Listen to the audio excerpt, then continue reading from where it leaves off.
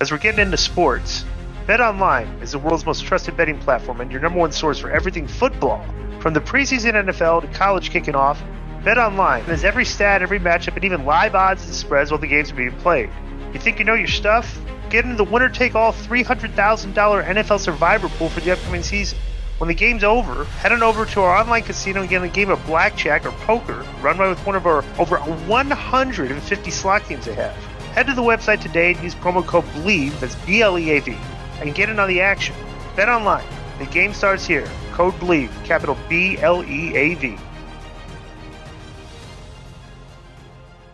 So we go to a Deonna Purrazzo. We haven't seen her in a bit.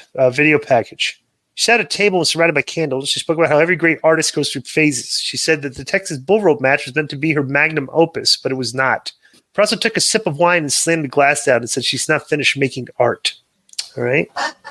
That looks like a Jimmy Jacobs production. Yeah.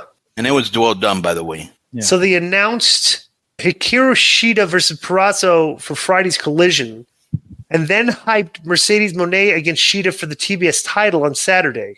Okay. Joe, go to Meltzer Said What on Twitter. I guess Dave and Bryan were arguing about this. Okay, let me go over the segment, then we'll go over to Dave and Bryan had whatever he calls one of the most entertaining arguments over this segment. So Mercedes Moné comes out with Camille, and she mentioned she successfully defended the New Japan Women's Championship on Friday. She questioned how Hikaru Shida could refer to herself as the ace when she's not the face. Moné said she's the face of TBS and the whole company. Shida appeared on the big screen and said she's only one katana away from becoming the TBS champion. Then Shida showed off her T-shirt and said, "You can't beat the ace." And Chris Daniels joined Shida in the shot, and Daniels said Camille is a competitor. Camille is, but she's a nuisance at ringside. And he banned Camille from ringside and All Out. Sayonara, Shida closed. What did you think of this, Conan? Why is she stealing this guy's line? Moné got all fake mad, too, when she did that, by the way. Right. Well, yeah, I'm not interested in this. Shida's not over with me. It is to them because they were going, holy Shida. But, this is not a match I want to see. Did nothing for me. And it's not a match I'm interested in. Right. You got the... Yeah, you want to hear this now? Yeah, let's hear it. Then Deonna Purrazzo did a promo. Turn it up. Hikaru Shida is facing Deonna Purrazzo the night before. It's like the way the guy recorded it. It's okay. loud. Before she gets a championship match on pay-per-view. Yes. Why? But it's not for the title shot. I know, but it's just weird. It's just a match, just to give her a win. It's happened only times in wrestling. It's not even. I think Cody is doing a singles match the night before WrestleMania facing Ross. I'm positive. Okay, but guess what? You could probably count the times that the challenger champion wrestled a match on SmackDown or on a Friday show or on the Go Home Raw when they didn't have Friday or whatever.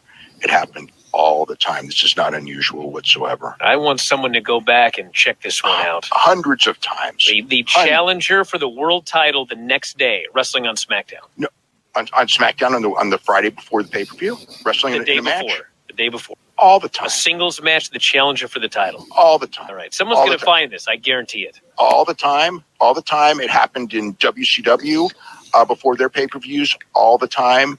It happened on Mid-South Wrestling. I'm not talking about that. I'm television. talking of late. I want to go back to Mid-South Wrestling. I'm talking about. I don't want to see the Mulkeys in 2024. I'm just talking about the history of wrestling. This is done all the time. I mean, this is not the slightest bit unusual. I find this very unusual nowadays. I have no idea why, because the idea of a challenger for a championship winning a match on the last television show before the big championship match is a cornerstone of pro wrestling. So you're telling me that when they do that Solo Sikoa Cody Rhodes match, I don't know. Solo's going to wrestle Friday night. I don't he think might. So. He might not. I mean, it's not like it happens every single time. They'll do a contract signing, or they'll do a face-to-face. He ain't having a rando match. That's WWE this year. If you look at this year wrestling, this is like a cornerstone. You put the challenger over on television right before the pay-per-view or before the big show, before the stadium show, before that. It happens constantly. You haven't watched. It's television. Wins. Interesting. Well, I just like when Bryan just goes, and then he just goes to the next segment, and it's over. Yeah. So backstage, by the way, Moné still gets minimal reaction now, like hardly at all. Oh, you want to hear Powell's POV? Yep. Okada must be proud. The TBS title match looks good on paper, but nothing about this segment increased my level of interest in seeing it all out, which is pretty much echoes most people, except the diehards. Yo, what's up? I just want to thank you guys for watching this clip. Don't forget to hit the like button, leave a comment, and subscribe, and join our YouTube membership for hours and hours of exclusive, unedited, uncensored content. And being a member will help you get involved in our upcoming live streams. Thank you for your support. Thank you for riding with us. I know you got a lot of other podcast choices, be it wrestling or other ones.